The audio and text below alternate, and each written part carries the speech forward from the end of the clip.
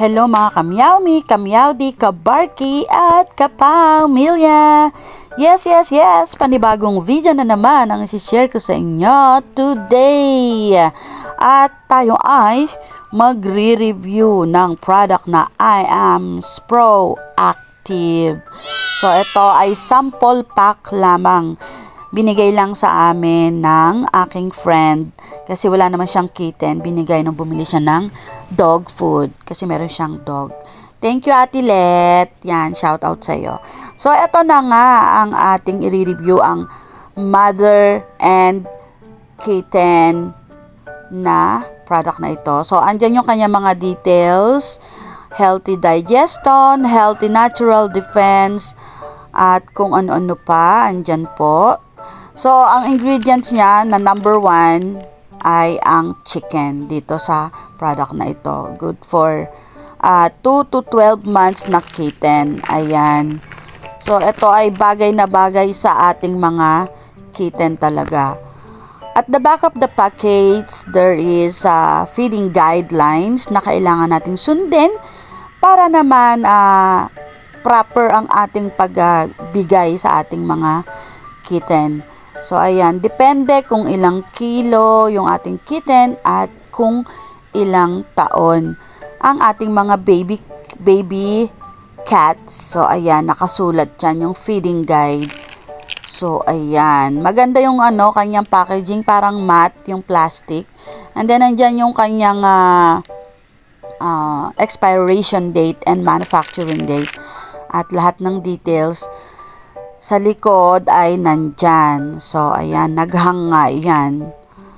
Oh, by the way, kung nakita nyo, 2023 yung kanyang, late na kasi tong ating video na to. Medyo late upload na to. So, ayan, binasa ko ulit ang ating feeding guide. Sa likod, nabuksan ko na yan at medyo mabango siya. Parang ang sarap kainin. Medyo kaamoy siya nung isang medyo mamahalin din na na-try na namin na cat food. So, ayan. Basahin na lang nating mabuti kung gaano karami per grams ang dapat nating iserve sa ating mga alaga. Kasi overfeeding is not good. Lahat naman ng sobra ay hindi maganda sa tao man yan o sa hayop. So, eto na nga at sasalin na tayo. At eto yung kanyang itsura. Ayan yung kanyang laman. Maliit lang yung packaging, 100 grams. So, eto, wala na pong sukat-sukat yan. Tansya-tansya na lang tayo. Ayan. Well, si Abby is 3.2 kilograms. Ang edad niya ay wala pang 1 taon. So, ayan yung kanyang itsura, bilog na medyo flat. Yan, ganyan. Medyo mabasa-basa na po siya kasi medyo basa pa po yung ating ceramic bowl. Yan. So, advice kasi yan ng mga expert ceramic bowl, mas maganda. Eto na nga, lalagyan na natin siya ng tubig. By the way, mga kamyaw din, nilalagyan ko po talaga ng tubig para medyo basa yung ating dry food para iwas UTI na din. Ayan, natuto na po ako at matuto kayo. So, ayan, ganyan lang karami.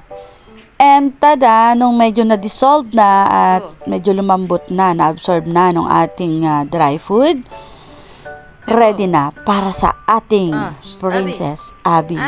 Malalaman na po natin kung magugustuhan po ba ng ating Meowdle, ang ating boss na si Princess Abby, kasi feeding time naman talaga nila. So, ayan. Tingnan po natin mabuti.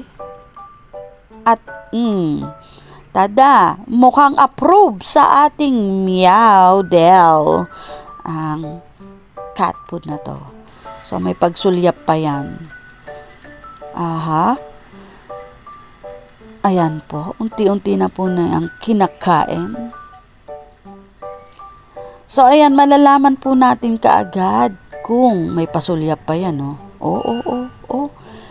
Malalaman po natin kung gusto ng ating mga alaga ang pagkain na sineserve natin once nilapag natin dyan. maselan din po ang ating mga alaga, mga boss. Pag hindi mayroon silang amoy na di nagustuhan, di talaga nila yan kakainin. Yun.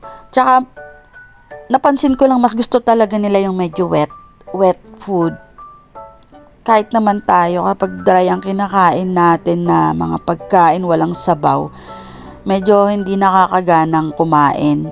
So, beneficial naman talaga po kung may liquid ang ating ipapakain sa kanila. So, ayan.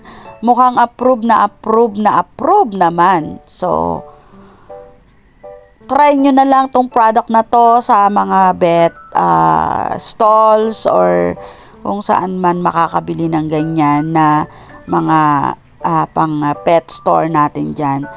Comment na lang nyo, mga kamyaw di kabarki, kung natry nyo na ang product na ito. O yan lang muna. Salamat sa patuloy na pag-support. At hanggang sa muli. Meow meow.